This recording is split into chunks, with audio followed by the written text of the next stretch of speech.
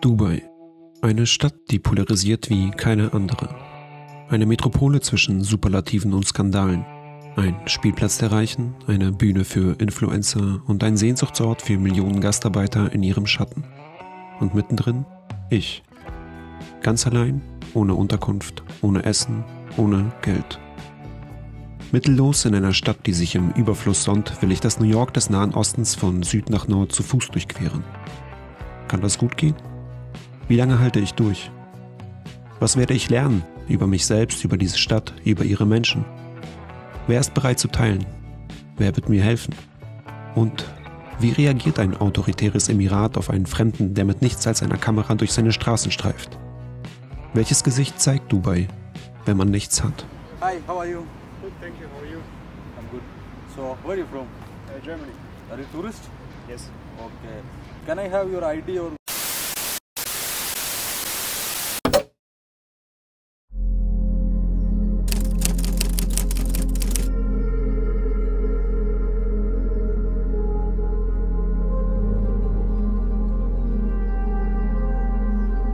Moin Leute, wir haben ja die arabische Halbinsel in den vergangenen 3 Monaten mit dem Fahrrad bereist. Das heißt, wir sind von Jeddah am Roten Meer in Saudi-Arabien gestartet, sind über den Oman in die Emirate geradelt und sind jetzt in Dubai, der letzten Station auf unserem Trip.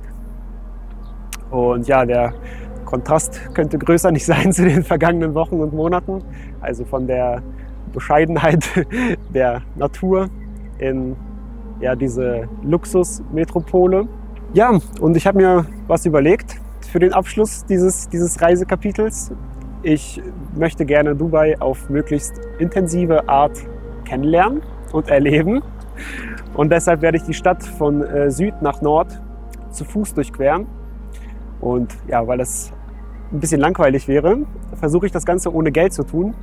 Ja, ich weiß auch gar nicht, wie lange ich unterwegs sein werde, wie lange das überhaupt gut gehen wird. Also von Süd nach Nord sind es ungefähr 50, 60, 70 Kilometer, je nachdem, wie man geht.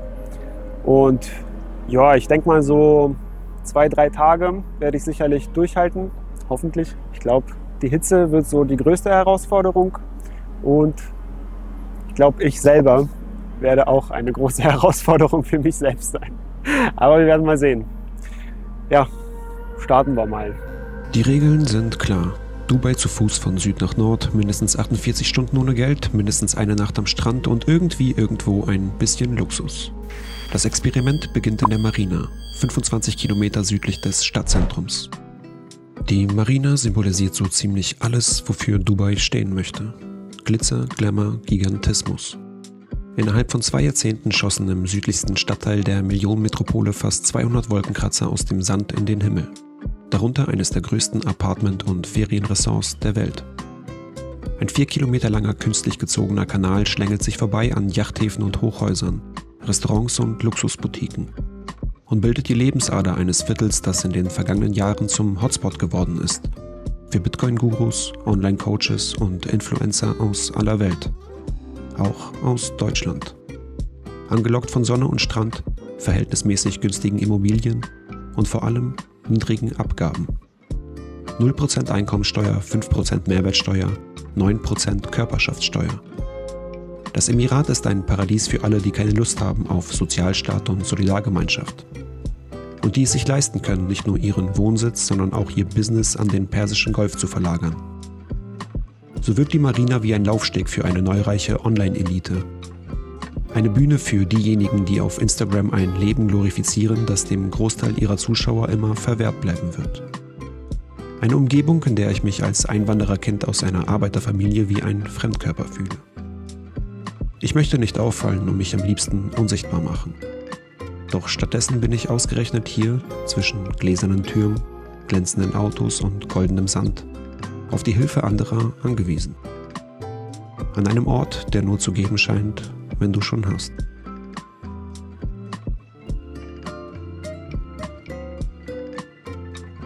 So, ich bin jetzt immer noch in der Marina Area und es wird Zeit für Challenge Nummer 1. Und zwar werde ich jetzt versuchen, mir ein bisschen Geld zu schnorren.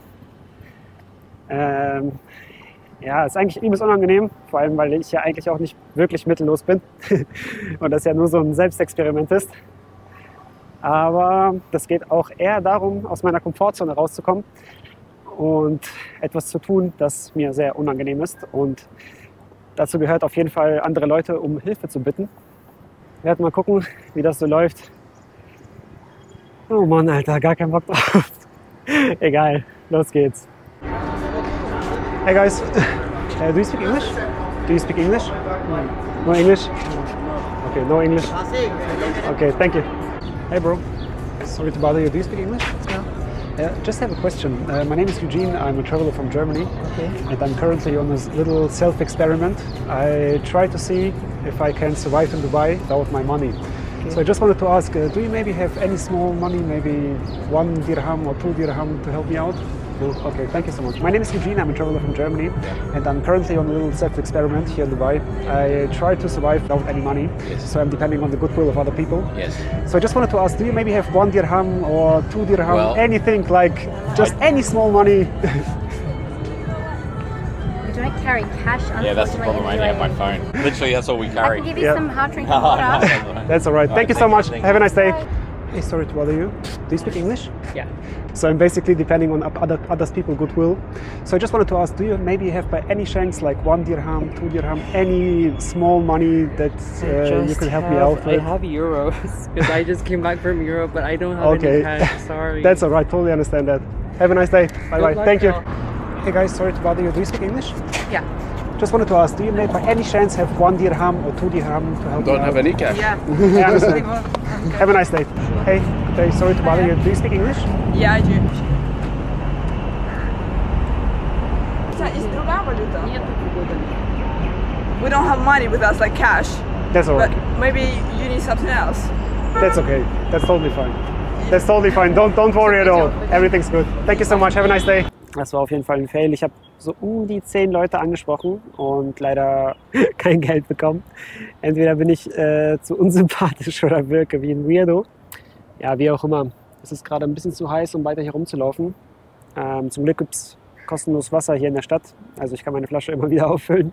Das ist auf jeden Fall richtig gut, weil sonst das Ganze auf jeden Fall deutlich komplizierter. Und Hunger habe ich jetzt noch nicht so doll, deswegen passt das schon. Ja, ich werde mal versuchen, jetzt erstmal ein bisschen Strecke zu machen, also weiter Richtung Norden gehen, mal die Area wechseln und dann ja, vielleicht später, wenn es nicht mehr ganz so heiß ist, nochmal mein Glück versuchen. Könnte alles doch schwieriger werden, als ich gedacht hatte.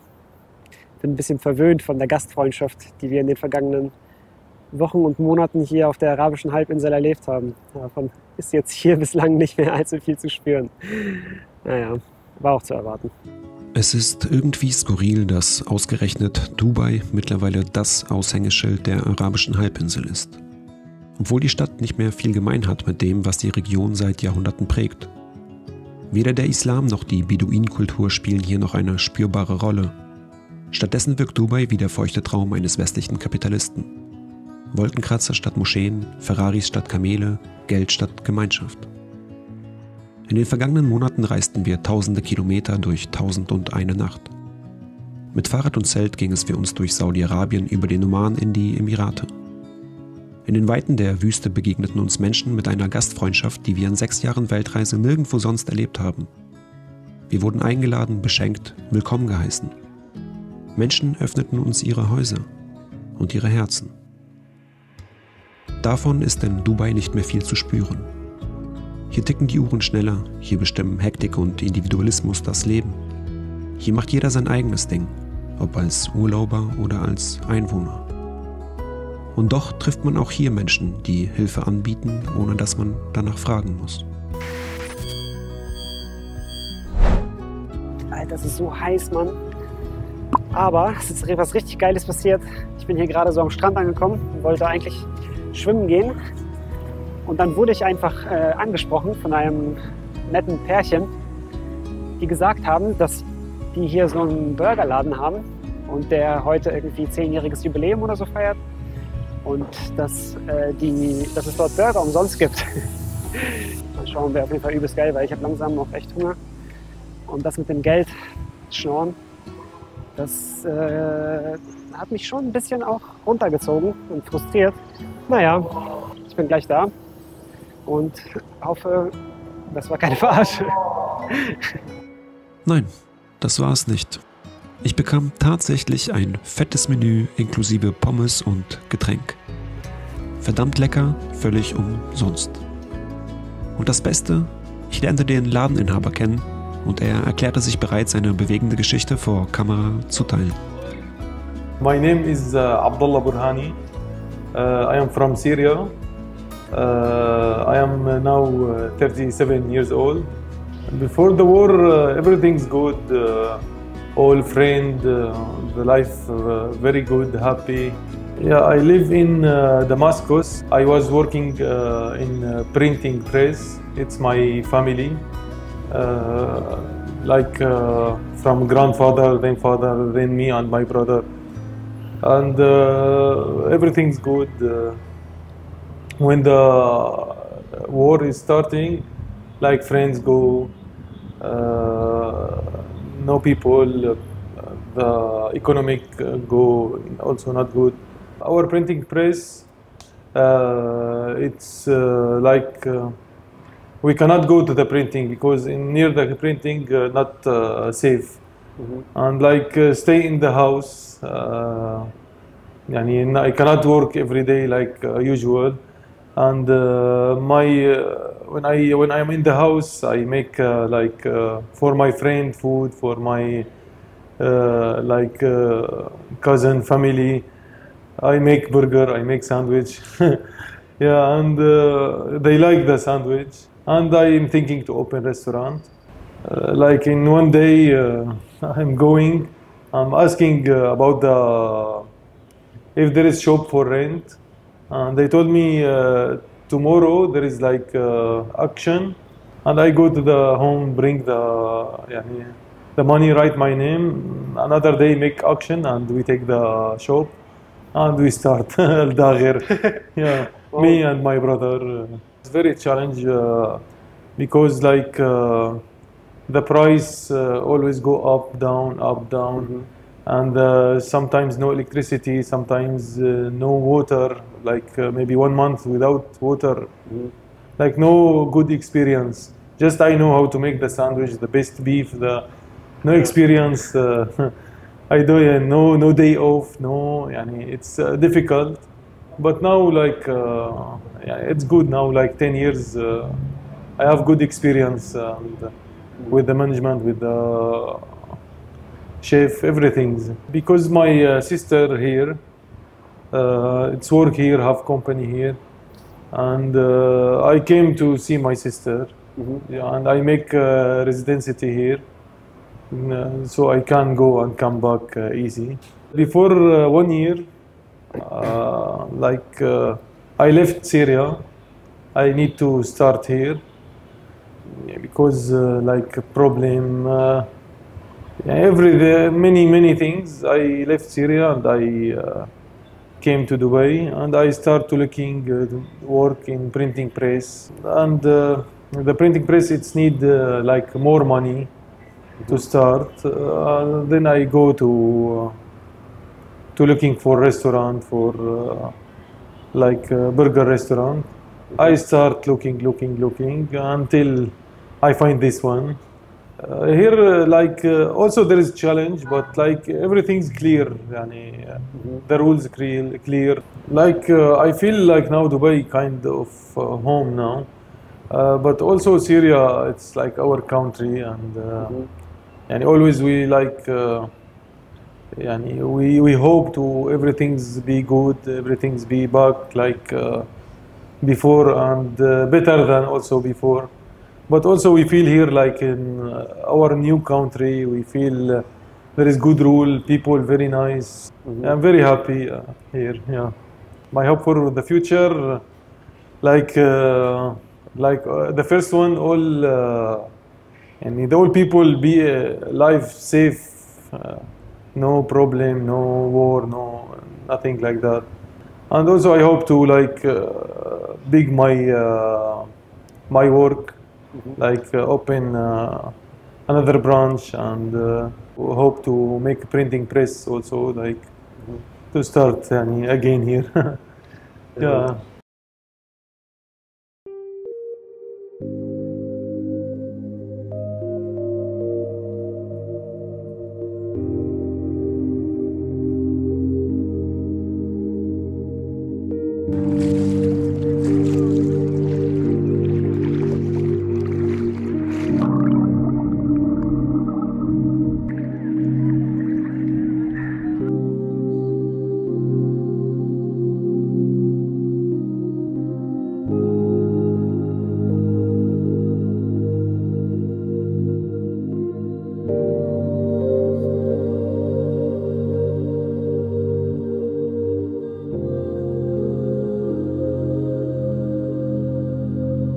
So, ich bin jetzt frisch geduscht und habe dafür selbstverständlich meinen Schaumschläger von Duschbrocken verwendet, in meiner Lieblingsduftrichtung Toni Zitroni. Ja, die Duschbrocken sind unser treuer Begleiter auf Reisen, auch während des Fahrradtrips hier durch den Nahen Osten und auch jetzt während meines kleinen Selbstexperiments in Dubai. Ja, für alle, die Duschbrocken nicht kennen, Duschbrocken sind eine kompakte 2-in-1-Lösung, also Shampoo und Duschgel in einem in Festform. Ja, sie schäumen, duften und pflegen besser als alle Produkte, die ich vorher hatte, ohne Witz. Und ja, sie sind zudem biologisch abbaubar, also perfekt für Outdoor-Duschen geeignet und somit nachhaltiger und umweltfreundlicher als alle herkömmlichen Shampoos. Ich liebe die Dinger, egal ob für zu Hause oder für unterwegs. Momentan läuft außerdem eine richtig coole Aktion. Mit unserem Code MININOTIZEN erhaltet ihr beim Kauf des Schaumschlägers die Duschbrocken Minis im Wert von 15 € gratis on top. Ja, die Minis sind besonders praktisch für Reisen, gerade bei kürzeren Trips. Und ja, geht einfach auf www.duschbrocken.de, packt beide Produkte in den Warenkorb und verwendet unseren Rabattcode MINI-Notizen. Bei der Bestellung wird der Betrag der Minis dann automatisch auf 0 reduziert und ihr habt die ganze Bandbreite zum Duschen. Lasst euch das auf jeden Fall nicht entgehen und ja, ich muss mir jetzt einen Schlafplatz suchen. Die Geschichte des Homo sapiens begann in der afrikanischen Savanne. Heute bewegen sich die meisten von uns durch Wüsten aus Beton. Noch vor 200 Jahren lebten kaum 7% der Weltbevölkerung in Städten. Heute ist es mehr als die Hälfte. 2050 werden es voraussichtlich 2/3 sein. Egal ob Dubai, Shanghai oder Berlin, überall auf der Welt strömen immer mehr Menschen in die Städte wie Motten zum Licht. Denn der urbane Raum lockt mit dem, was Menschen glauben zu brauchen. Mehr. Mehr Möglichkeiten, mehr Geld, mehr Freiheit. Oder zumindest die Hoffnung darauf. Auch ich entschied mich nach 5 Jahren Weltreise für eine Base in Berlin. Die Stadt kaut mich immer wieder durch und spuckt mich aus wie ein altes Kaugummi. Dennoch liebe ich sie. Und immer wenn ich unterwegs bin auf meinen Reisen um die Welt, draußen in der Natur, vermisse ich sie. Die Konzerte, die Bars, die Spree im Sommer und die Parks voller Menschen, voller Geschichten, voller Lärm und voller Leben. Nun laufe ich durch Dubai und bin genau davon umgeben. Ich bin mittendrin in einer pulsierenden Großstadt. Doch allein und ohne Geld fühle ich mich verloren statt frei. Ja, Metropolen sind Orte, an denen Träume wahr werden. Aber mindestens genauso viele zerplatzen hier. Leise, fast unsichtbar. Wie Sand, der durch die Finger rinnt. Städte mögen ein Paradies sein für diejenigen, die es sich leisten können, dazuzugehören. Doch was ist mit denen, die es nicht tun? Wer hilft dir auf, wenn du fällst an einem Ort, wo jeder rennt?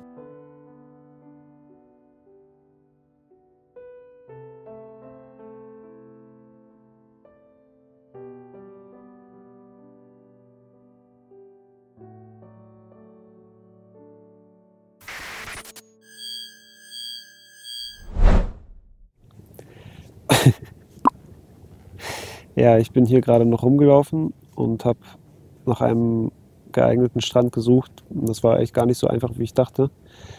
Weil ja, viele Strände sind halt übelst belebt, auch jetzt noch. Und ja, jetzt habe ich mir hier so einen kleinen ruhigen Strand gefunden. Ja, hier sind noch so ein paar Leute, aber ich fühle mich hier relativ safe. Man kann die Straße auch nicht so gut hören, also kaum hören. Und ja, ist eigentlich relativ ruhig. Ja, ich fühle mich ein bisschen wie schon ein bisschen wie ein Weirdo, hier jetzt so rumzuliegen. Aber ich hoffe, keiner kommt und weckt mich auf und sagt, ich soll hier weggehen. Oder Schlimmeres, kein Bock auf Polizei oder so. Ja, ansonsten habe ich aber einen Blick auf Burj Khalifa. Luxuriöser Schlafplatz. Ja, ansonsten der Tag heute war auf jeden Fall anstrengend auch. Ich habe auf jeden Fall Blasen an den Füßen vom Laufen und das war echt heiß und es war auch schwieriger als ich dachte. Irgendwie habe ich mir das ein bisschen einfacher vorgestellt. So Lowlight war auf jeden Fall das Geldschnorren, dass mir niemand was gegeben hat. Das war irgendwie ein richtiger Fail. Aber eigentlich auch nicht so schlimm. Ich bin auch froh, dass ich es gemacht habe. Ich wollte es ja auch machen, um irgendwie ein bisschen so mich selbst zu überwinden und aus meiner Komfortzone sozusagen rauszukommen. Ist auch halb so wild. Und Highlight war natürlich die unglaublich herzlichen und freundlichen Menschen aus dem Burgerladen. Das waren zuckersüße Menschen, unglaublich freundlich, unglaublich hilfsbereit und auch richtig positive Energie, die sie ausgestrahlt haben. Und es war so eine richtig schöne Begegnung. Ja, wenn irgendwas passiert, melde ich mich. Ansonsten versuche ich jetzt einfach mal das Licht auszumachen und so ein bisschen die Äuglein zu schließen. Gute Nacht.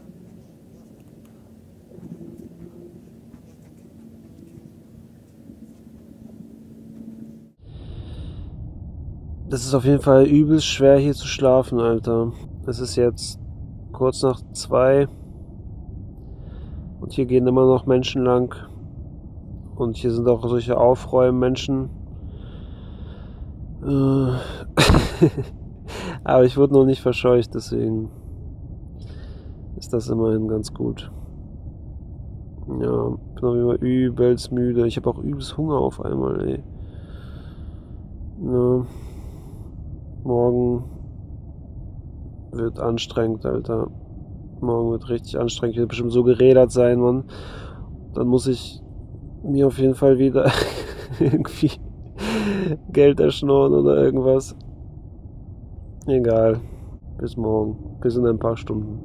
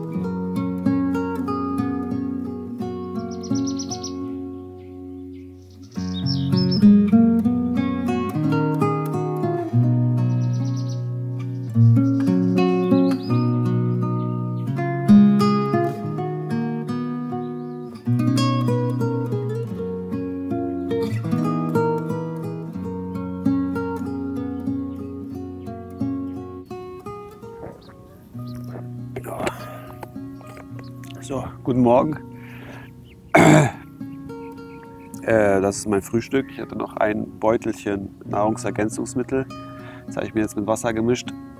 Ja, es ist kein Ersatz für eine richtige Mahlzeit, aber immerhin versorgt das meinen Körper jetzt ein bisschen mit Dingen.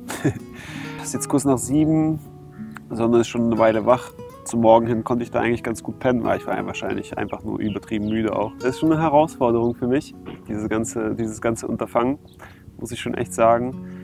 Ja, man ist halt umgeben von relativ viel Wohlstand und kommt sich dementsprechend noch mehr vor wie ein Weirdo, wenn man hier irgendwo draußen pennt und die ganze Zeit rumläuft und so. Und ja, ist auf jeden Fall nicht so leicht. Also ich habe bis zum nördlichsten Punkt sind es auf jeden Fall noch sehr viele Kilometer. Ich weiß gar nicht mehr so genau wie viele. Aber ich glaube, das schaffe ich heute auf gar keinen Fall. Ja, dementsprechend muss ich auf jeden Fall heute Nacht auch noch irgendwo pennen. Ich habe heute auch noch eine Challenge. Und zwar will ich in irgendein Luxushotel sneaken. Ja, und zumindest mal den Pool nutzen oder irgendwas, was die da haben, was ich umsonst kurz nutzen kann. Ohne dass sie es merken, hoffentlich, und ohne dass sie mich rausschmeißen. Ich guck mal, naja, trinke jetzt erstmal mein Getränk aus und chill hier noch ein bisschen ab. Dann geht's hier los.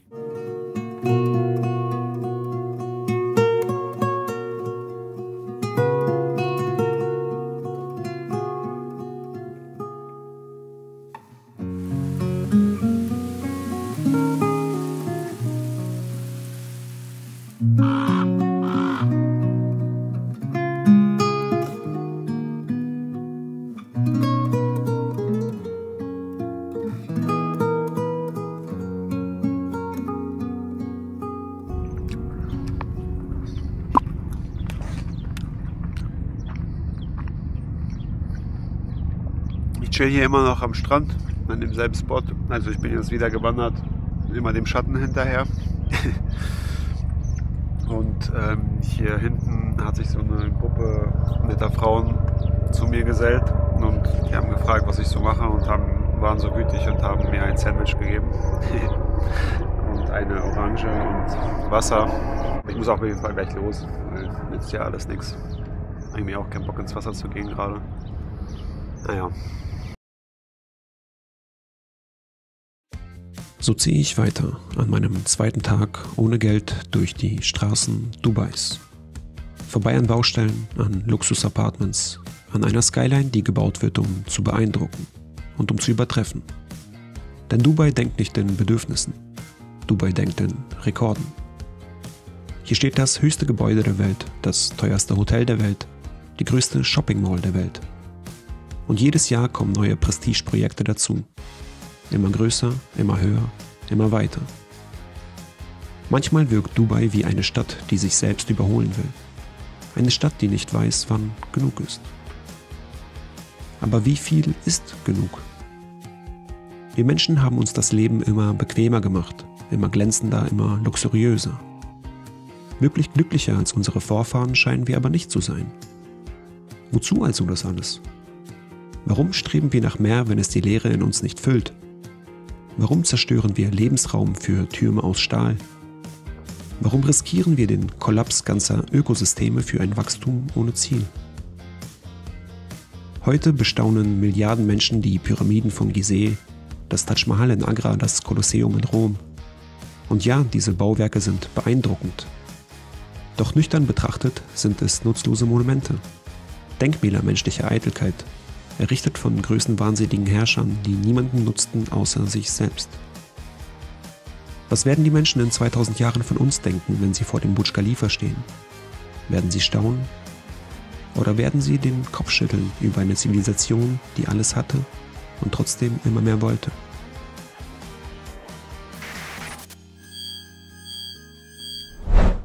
Ich bin jetzt einen kleinen Morning Walk gegangen oder kleiner Mittagswalk. Ich bin jetzt 7 Kilometer ungefähr gelaufen, hier so am Wasser entlang. War eigentlich ganz chillig. Also hätte ich auch nicht gedacht, dass hier so gut alles zu Fuß auch erreichbar ist. Ja, bin jetzt hier in der Business Bay.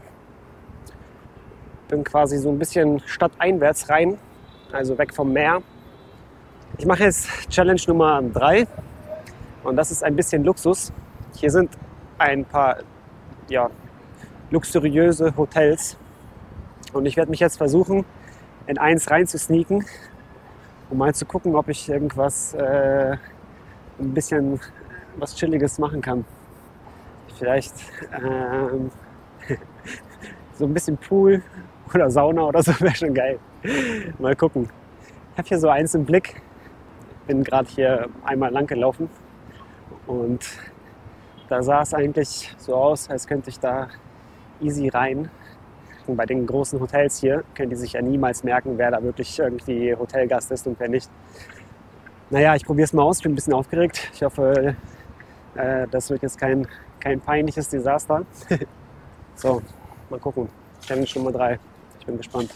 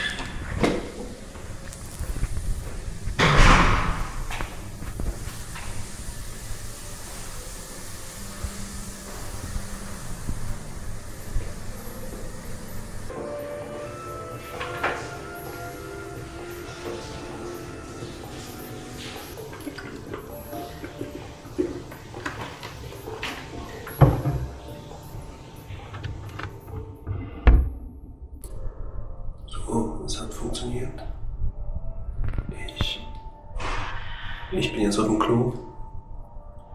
Ich muss übrigens kacken. Und dann gehe ich in die Sauna und ins Dampfbad.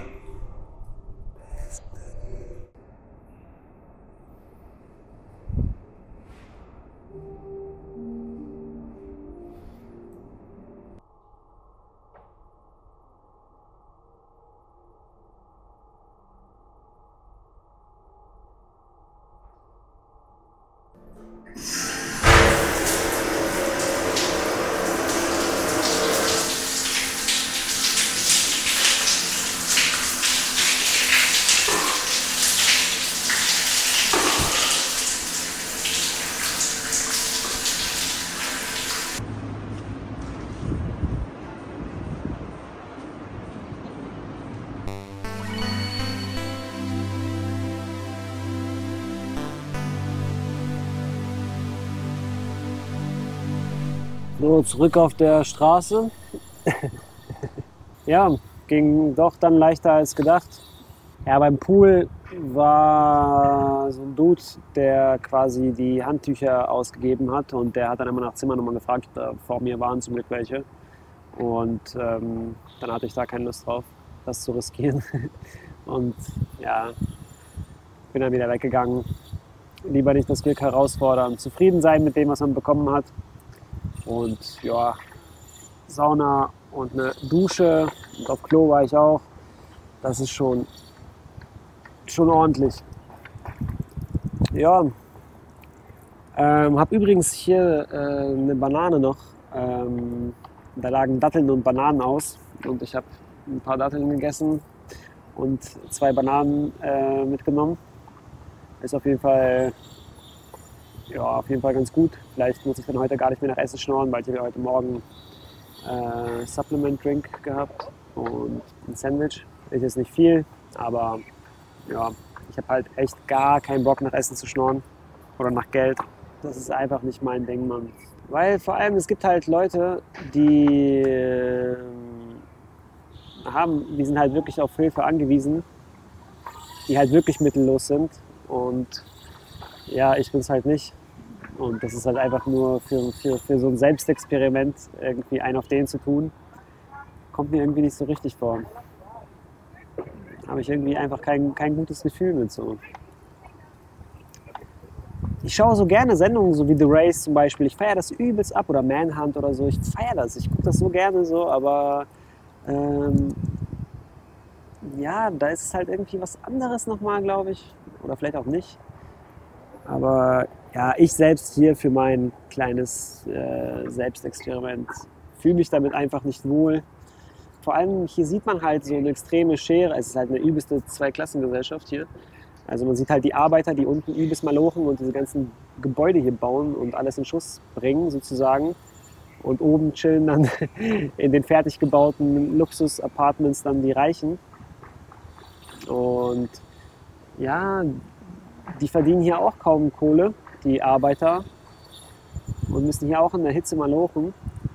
Und ja, die rennen auch nicht rum und schnorren irgendwie nach Geld oder nach Essen. Ja. Deswegen habe ich auch keinen Bock, das zu tun. Mal gucken. Keine Ahnung, wo ich heute pennen soll.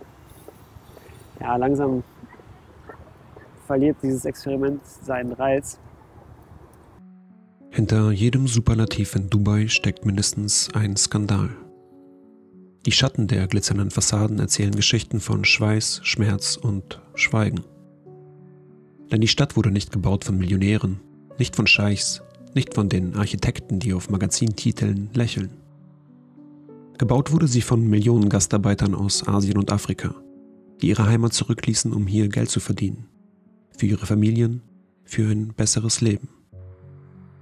Sie sind es, die auf den Baustellen schuften bei Temperaturen, die Menschen umkippen lassen. Für Löhne, die oft nicht pünktlich oder gar nicht gezahlt werden. Unter Bedingungen, die regelmäßig Menschenleben kosten. Unabhängige Recherchen sprechen von Tausenden, die hier gestorben sind. Unsichtbar, ungenannt, unbeachtet. Und es sind nicht nur diese Männer, die der Stadt zum Opfer fallen.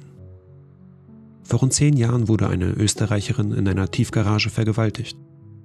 Sie erstattete Anzeige, doch die Justiz ermittelte gegen sie. wegen außerehelichen Geschlechtsverkehrs. 2016 wurde eine Britin festgenommen, nachdem sie mutmaßlich zum Opfer einer Gruppenvergewaltigung geworden war. Und Anfang dieses Jahres verschwand ein ukrainisches Model spurlos und wurde Tage später schwer verletzt aufgefunden. Doch statt zu ermitteln, verklärten die Behörden den Vorfall zum Unfall. Es ist ein altbekanntes Muster in den Emiraten. Verbrechen gegen Frauen tauchen kaum in Statistiken auf und mutmaßliche Täter haben nur selten Konsequenzen zu fürchten. Ja, Dubai zu kritisieren ist leicht. Und ja, es ist wichtig hinzuschauen, statt diese Stadt blind als Luxus-Eldorado zu preisen. Doch ich persönlich reise nicht nur, um das Fremde zu verstehen, sondern auch, um durch das Unbekannte meine eigene Welt besser zu begreifen. Und die Wahrheit ist, deutsche Firmen haben an vielen der Prestigeprojekte Dubais mitgebaut und kräftig mitverdient. Wohl wissend, welche Bedingungen auf den Baustellen herrschen. Der deutsche Staat exportiert Waffen in die Emirate, wohl wissend, dass sie im Krieg im Jemen zum Einsatz kommen. Und es sind deutsche Influencerinnen, die Dubai in sozialen Netzwerken wie eine Pralinenschachtel inszenieren und damit Erwartungen schüren, die für viele Frauen zur Falle werden.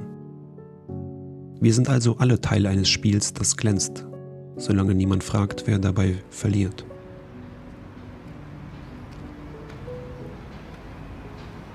Hello. Hi, how are you? Good, thank you. How are you? I'm good. So, where are you from? Germany. Are you tourist? Yes. Okay. So, this camera is not allowed to take photos this place without media permit. Okay, so this. Yeah, you have to take. Can I have your ID or you have anything details? I have a Passport? photo of my Yeah, passport. yeah, it's okay, it's okay.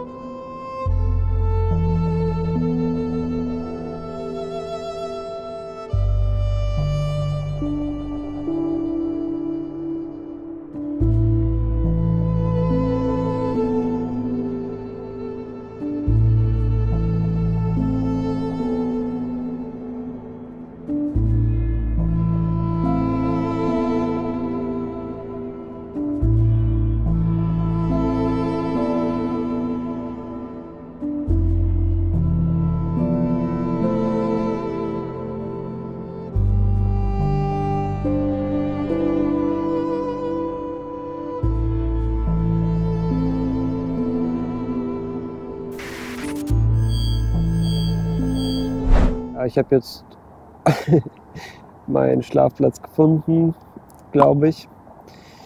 Bin auf jeden Fall ein bisschen rausgegangen und bin wieder zurück zum Kanal gegangen und dann am Kanal entlang.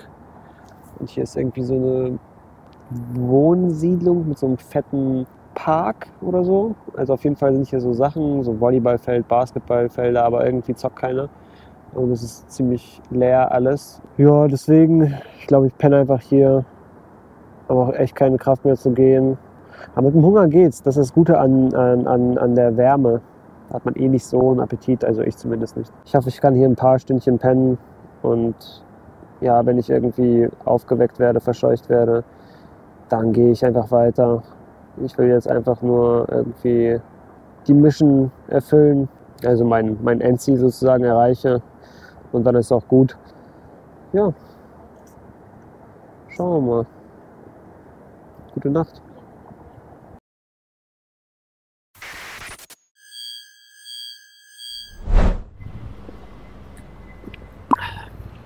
So, guten Morgen aus Dubai. Guten Morgen von Tag 3. Ja, ich habe auf jeden Fall besser geschlafen als die erste Nacht. Ja, lag vor allem wahrscheinlich auch daran, dass ich gestern echt gerädert war und immer noch bin. Aber ja, konnte auf jeden Fall ein paar Stunden durchpennen, ohne aufzuwachen. Ja, ich bin mittlerweile schon in Deira. Ich bin schon irgendwie 4 Stunden unterwegs. Hatte auch gar keinen Bock zu filmen, weil ich wollte einfach nur Strecke machen. Habe mich auch verlaufen heute Morgen, Mann. Weil da irgendwie nur Highways waren und dann musste ich wieder zurück und über so ein anderes Ding gehen, so einen anderen Weg gehen. hatte dementsprechend echt keinen Nerv zu filmen, wollte einfach nur Strecke machen. Aber es sind nur noch 10 Kilometer bis zum nördlichsten Punkt. Das heißt, ich bin auf der Zielgeraden sozusagen.